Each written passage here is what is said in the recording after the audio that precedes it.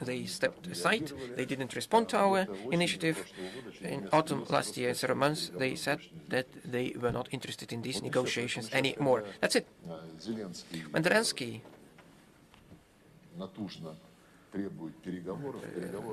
actually demands negotiations and other negotiations. Just look for the quotes of 2023, 2024, 2025, when the UN and the whole government of Europe claimed that no negotiations with Putin were possible. Even Zelensky said that the compromise for Ukraine will be in the fact that Putin is alive. Just read his quotes. And this person is govern the whole Europe, and he wants to govern the United States as well. So we are open to negotiation at any period of time, but that's supposed to be serious proposal. Moreover, the process with Medinsky participation is not over. A lot of interesting proposals are on the table. But I quoted at the beginning of my interactive part the statements by Macron, by Costa and others. They say this is the ultimatum, so we're not intermediaries and mediators. We will sit at the negotiating table. It's only you who don't want these negotiations. This is total insanity. This is absolutely insane position and stance. So we're always ready, but I would like to reiterate, when we sit at this negotiating table, if on the other side there are reasonable ideas, proposals and sane people, we will not trust anyone's word, but what we are proposed, ceasefire on the front line and then negotiations. We did that when in Istanbul we had agreements, and as a gesture of goodwill, and the president said numerously that we moved our troops out from Kiev, and we got Boris Johnson with his initiative, and Bucha.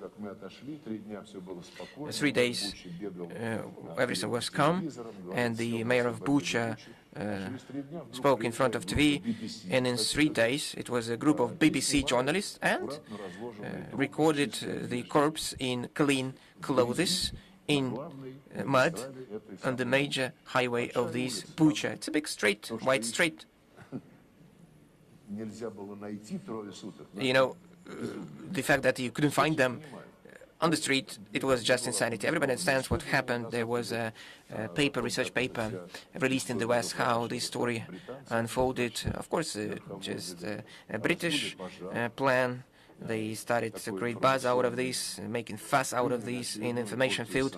So they adopted another set of sanctions, and it was one of the arguments which Boris Johnson used, and actually forced Zelensky not to sign a document and to continue the war from that period of time. Every time when we just send a request, official request to the Human Rights Council, to the Secretary General, to our Prosecutor's Office, to our Law Enforcement Agency, and they haven't yet given any answer. I asked Guterres, Secretary General, during the official meeting and publicly in the Security Council of the UN, if you don't have any information, could you please, as a UN, as a Human Rights Council, which is a part of the UN, officially make a request to the Ukrainians asking for the list of names of people whose corpse you've shown on TV on the BBC channel. 3 years we have been trying to do that, to get any response, but in vain. First we were told that, it would create risks for relatives. What kind of risk for the relatives? Which relatives are you talking about? Not a single case when any relative popped up. If relatives were killed, if they tortured If the violence happened in other different situations, the relatives would just kick the doors of the human protection and human rights organizations. We're not going to leave it in the form it is right now. I keep on raising this matter. In April, I sent official letter to Guterres, Secretary General, and no reply yet. But I do understand Guterres is a biased person.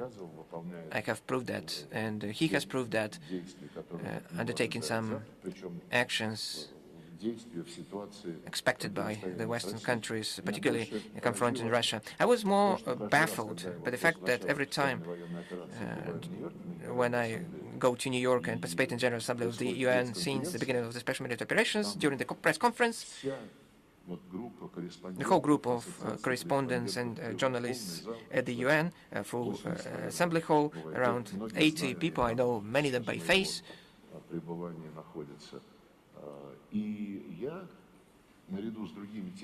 And along with other topics highlighted in the course of the press conference, I give this situation, I highlight the situation with Bucha, official requests. It's like kind of knocking at the wall. Can we just see your journalist activity and you can tackle and start these journalist investigation? Every year I keep on saying that no one has done anything in this respect. We are ready for negotiations, but, scamming us is not acceptable anymore. Sometimes we are quite naive.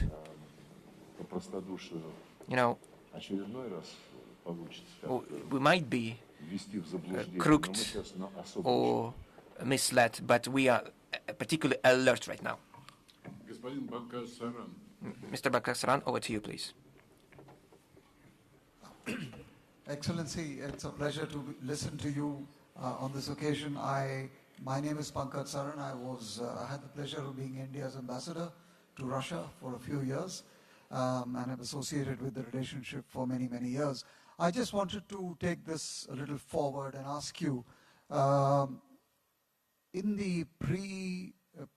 the run-up to the US elections in 2023-24, most of the Republican candidates, including at that time President Trump, were making very frontal statements on the Ukraine war and basically saying that this is a war that should never have happened, and that they were basically opposed to the war. It was a fundamentally different position from the Democrats.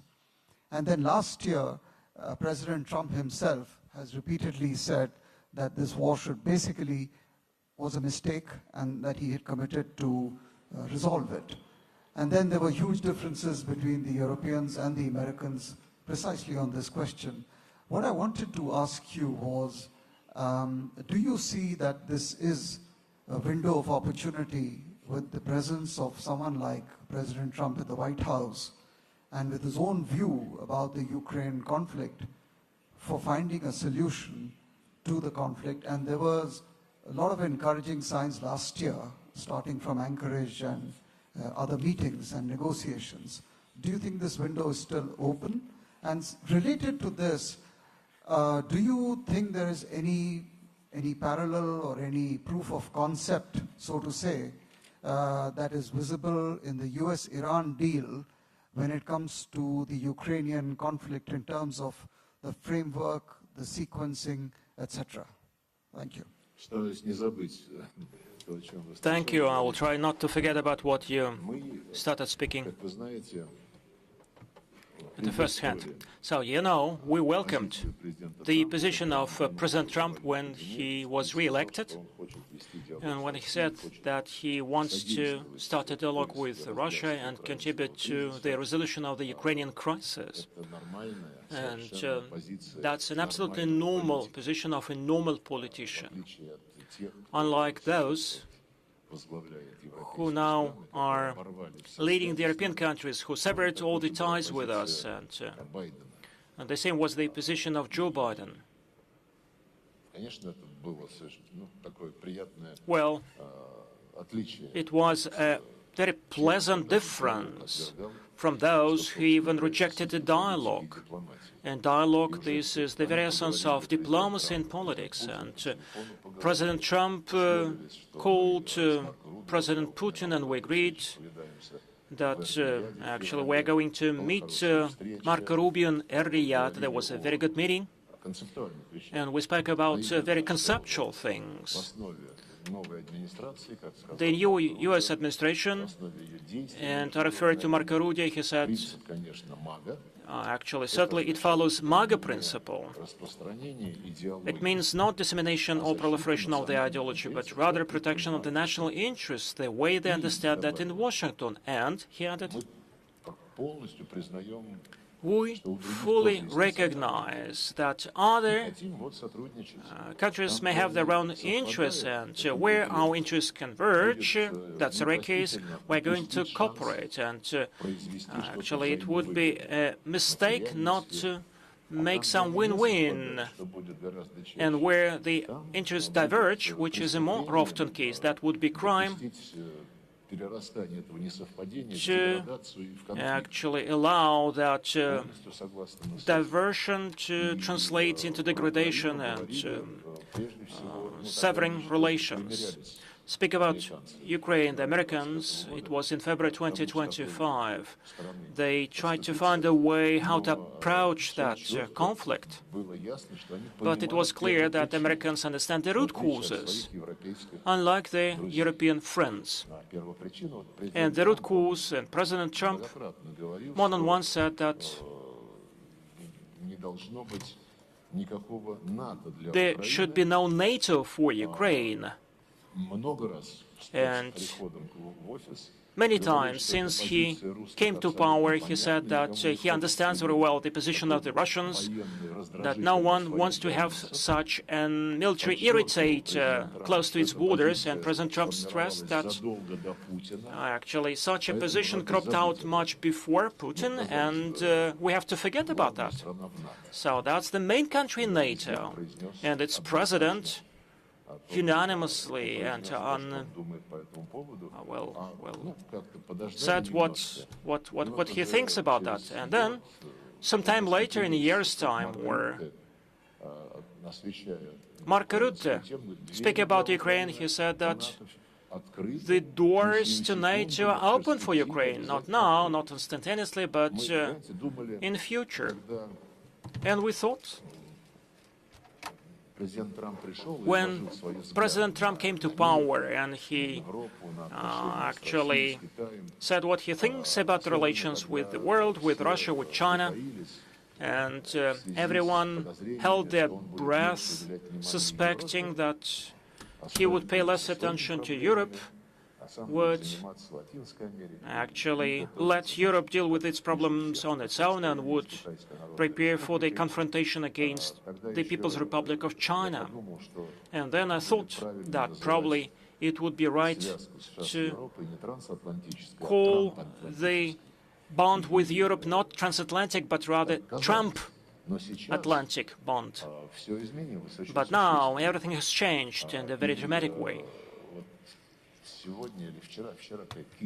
Today or yesterday, Kiev Pravda, that's a mass media, an outlet in Ukraine, said that after the meeting in Avian with Zelensky, President Trump gave go-ahead to toughen sanctions against Russia and to somehow beef up the military strikes against Russia, including the deep strikes against Russia. And I do think that this is actually an attempt to somehow put a face of wishful thinking on the reality. You mentioned Anchorage summit meeting, and we spoke a lot about that. But before our Anchorage summit meeting, Witkoff had come to Russia, and he brought some specific propositions, and President Putin considered them. And at the summit meeting in Anchorage, he told President Trump that there are some nuances, but I accept your propositions. That was a compromise already. That was a compromise already. And now we are told, look, we failed on that, so make more concessions. And we didn't do any concessions then. We just agreed on how to put an end to hostilities and how to start addressing other issues at the negotiations table. And we were confident enough that it would facilitate achieving the goals put forward by the president, but step by step. And it seemed then that we had a kind of an agreement, but a week or 2 weeks later, Donald Trump met the European leaders, and we saw that footage. And Zelensky somehow got some consultations. And until today, we don't have an answer to the American proposition that we supported. So this is how the situation looks like. And in the meantime, and I don't want to create any tensions, but still there are talks. Well, our American colleagues say that President Trump and President Putin have a kind of a chemistry, that they're going to promote mutual interests, and national interests would look for convergence of those interests, and then our future is bright. But for Ukraine, that this is not our war, and under me it would never start, so let's put the blame on Joe Biden. And Ukraine was on top of the agenda. We have to remove Ukraine from the agenda, and we frankly thought that probably we removed that from the agenda back in Alaska. And the American proposition was about that, but in practice, after Alaska in September, I met Marco Rubio in New York and reminded him that we are looking forward to get a response, and he said, yes, we're working on that, there are some difficulties, there are some issues. Nevertheless, it was their proposition, and soon after our New York meeting, Joe Biden's initiated sanctions were prolonged, and Trump introduces new sanctions against Lukoil, Rosneft, and now Pentagon has created a new program for Ukraine. They are preparing a kind of a test site in the United States in order to pilot new warfare, bearing in mind the experience of the current war in Ukraine. And certainly there are no limitations, except for physical ones, in terms of selling arms to Europe so that it goes on pumping up Ukraine with weapons. So in practice, we didn't do anything positively. We cannot even get back our diplomatic property, let alone restoring direct flights. And in 2025, we suggested that all members of the Federal Assembly of Russia and of the US Congress are removed from the sanctions list, so practically it doesn't give anything. It would be just a kind of a token step, and we didn't get any response. And you won't believe it, the main problem in our relations with the United States, all of a sudden they announced that from now on, all children of the employees of the consulates who are going to be born in the United States would be considered American citizens, and they would be given certain certificates, and they would be free to cross the border only using their US passports as American citizens. And we said that This is a totally unclear practice. So they said that diplomatic relations and diplomatic conventions provide for a full immunity, and the consular convention doesn't provide for such an immunity. But you know, that's a very unneeded question. It may never happen that in a family of a diplomatic worker of Russia, where a consular worker of Russia has that decision imposed on them, that their child becomes a U.S. citizen, and being on the territory of the U.S. has to follow only the U.S. laws. This is totally unprecedented, and this goes on against the backdrop that the U.S. Supreme Court now discusses the citizenship by the right of soil, so to say. But this is their domestic problem. It should not concern our diplomats and their children, so this is not our problem. But nevertheless, we are always open to a dialogue, and we appreciate very much, and I put jokes aside. Despite whatever I've said, and I could speak at length about that, nevertheless, we appreciate that the U.S. administration supports a dialogue. This is much better than just keeping silent and boost some fears. We are ready to continue our conversation. But on Ukraine, getting back to what we started with, we want to understand what has happened there at the Avian summit meeting, because if we trust Macron, so Anchorage agreements are totally destroyed, and the prodigal son is back to the family. I mean Trump, and now they all together once again. But the Americans didn't tell us what are their takeaways from that G7 summit meeting in Avian, and how they consider, how they see the results of that summit meeting, what the political line would be. As Yuri Ushakov and Dmitry Peskov said, we are discussing another visit of Witkoff and Kushner, and certainly we are ready to listen to them.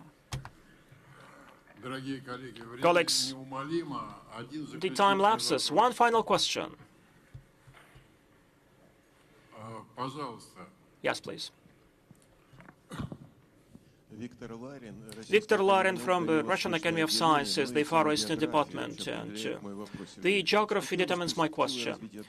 What is the future of our relations with South Korea and Japan? And can we boost our relations at the educational and scientific track? Well, Japan and South Korea, we maintain our cultural ties. Japan hosts the Festival of the Russian Culture every year. We have some events held in South Korea. Our special envoy on cultural cooperation, Mikhail Shvitkoy, communicates to his counterparts, and that's very useful. Our tours to South Korea and Japan are very popular, very much demanded for. So those two countries behave very adequately. They do not sever cultural relations that should have nothing to do with politics, unlike what is going on in Italy, with their disgraceful decisions to cancel pre-agreed tours of Neprepko and Abrazakov. So we welcome what Japan and South Korea does, and there is another dimension which is much broader than Korea or Japan or the Far East. There are a lot of discussions going on, and probably you already discussed how to restore relations. And even Stubb, he recently said that NATO is getting back to its origin, just deterrence of Russia, containing Russia, and they don't care about the consistency of their statements. So, and he said that now we have to find a place for Russia in the new European security system, and you are familiar with this statement. Probably we have to think about that as well, not because we want to be hugged by someone or we want to embrace someone, but this is just because we're neighbors.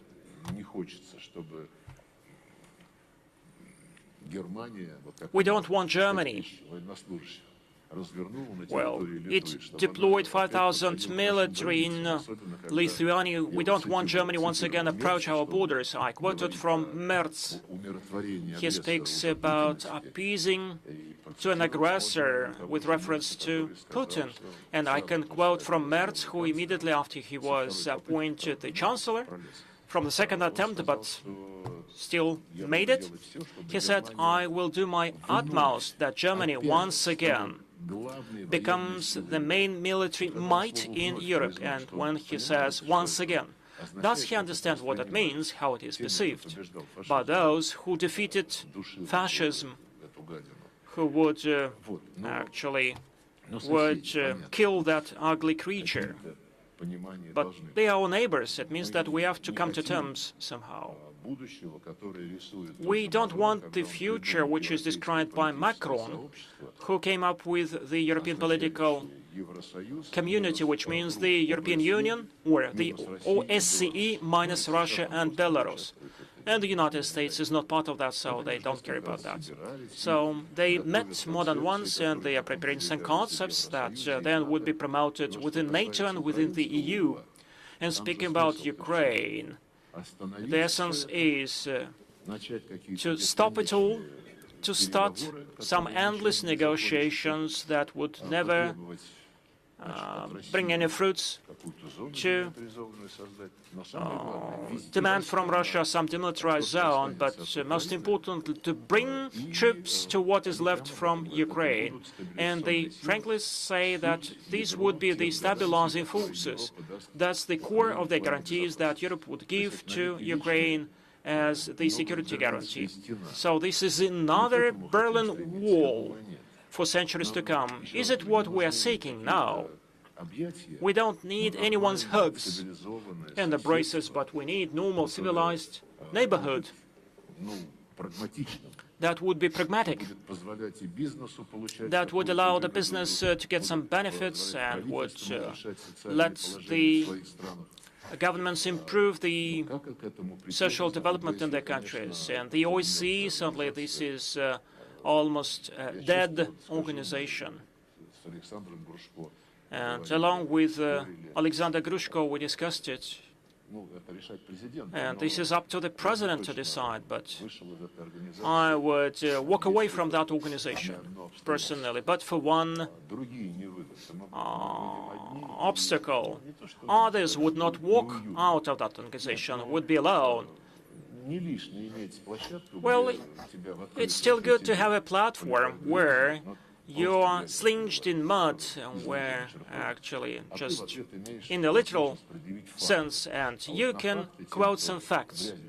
And those who sling you in mud have nothing to respond to those facts.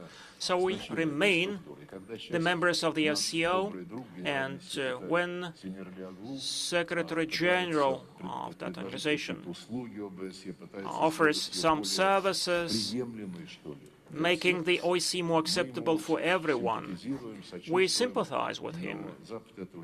But the West would never allow that, because the West needs the OSCE that would be just a place to criticize, to sling in mud. And my final statement would be the following, and I stem from what I said about South Korea and Japan.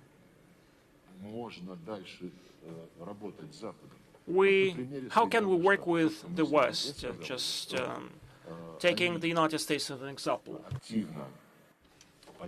I said that they actively support the dialogue, proving optimistic forecasts after we settle the situation in Ukraine and Russia and American ties will have a huge new impetus, turning into mutually reciprocal relations. But after Alaska case, and it seemed to us that it was particularly the moment to do so, and we need to offer the same compromise to Zelensky. We don't know whether Zelensky has been offered this compromise solution or not. There is no feedback. We don't know what that French would say. But simultaneously, along this break or pause in the Ukrainian resolution, there is a bigger economic pressure on us. I've given examples of sanctions against Rosneft, Lukoil, and their whole foreign business is a target for Americans to capture through the work in different countries, in the northern area of Africa, in Serbia, in Hungary, and other countries. Venezuela. Venezuela also has oil. And the country which had close ties in oil industry was Russia and China. Maduro was kidnapped. Unprecedented. In an unprecedented way, under the prerequisite that he was head of drug trafficking. It's not about drug trafficking, it is about the oil industry in Venezuela, which is controlled by the Americans right now. Talking about the Strait of Hormuz, Trump says that something goes wrong, I will take under control and I will charge 20% fee. Oil as well. There is American doctrine, or the strategy, I don't know the exact name. It's a big strategic blueprint document which set the task to dominate on global energy markets. Right now, Americans are negotiating. That's what we have been said to. They have a plan to buy out the European part of the Nord Streams, to revive and to take under control. Apart from our natural gas from Russia, it cannot move anything, so we will feed in our natural gas, but they will resell with a good markup. You know, why am I saying all these things? When and if this Ukraine case is resolved, we'll sit at the negotiating with our Americans, and you said so. You know, you've said you would discuss these plans, but then they would look at the map and say, listen, but everything has been taken around you. Only Alaska, where we have some mutual plans in gas industry, but we need to look at the reality. We don't have any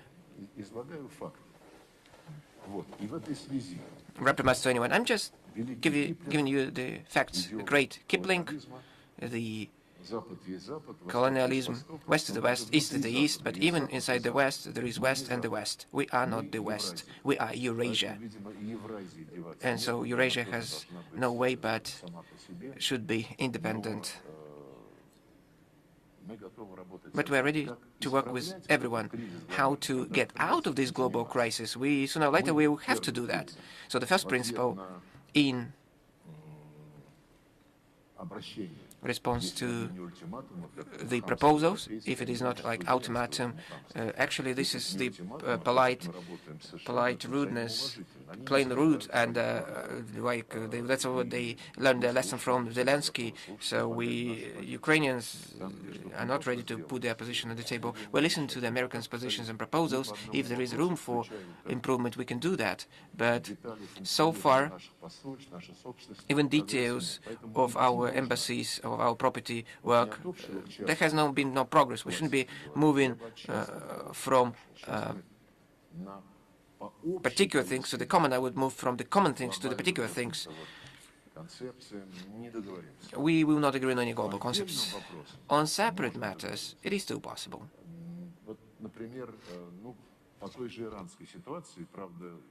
As an example, Iranian case, when it was initiated, there is an understanding that we are ready to assist and to help resolving this crisis. As for Ukraine, we'll see. We'll live and see. But this is a particular question. We see still obstacles. But, the ball is on the other side. That's what I have said. After Alaska meeting, there is a problem with Palestine.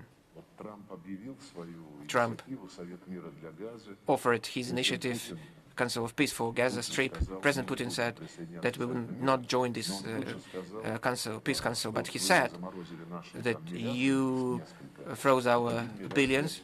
Officially, 1 billion can be allocated to the foundation to revive and the infrastructure in Palestine, housing, so on and so forth. But no feedback yet. You'll see football match between Russia and the United States. Fetisov and musicians, scientists. This is the particular case when we need to do that. Luna invited our deputy officials. She said they went to the United States. There were difficulties. There were some visa restrictions and so forth. Small step. These small steps, which are not very remarkable, but it is better than nothing. At least kind of trust building, promotion of some contacts. But the common case should be resolved when? And some specialists in foreign policy and officials in foreign policy say, so why are you talking about these details? You cannot see the trees behind the forest. But we need to tackle this case with the trees, and then we can tackle the forest. Sergei Lavrov, thank you very much for very detailed, exhaustive, and absolutely honest answers to all the questions. I'd like to thank you a lot.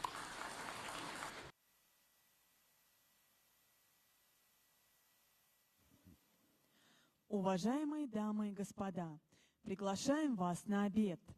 Сессия 5.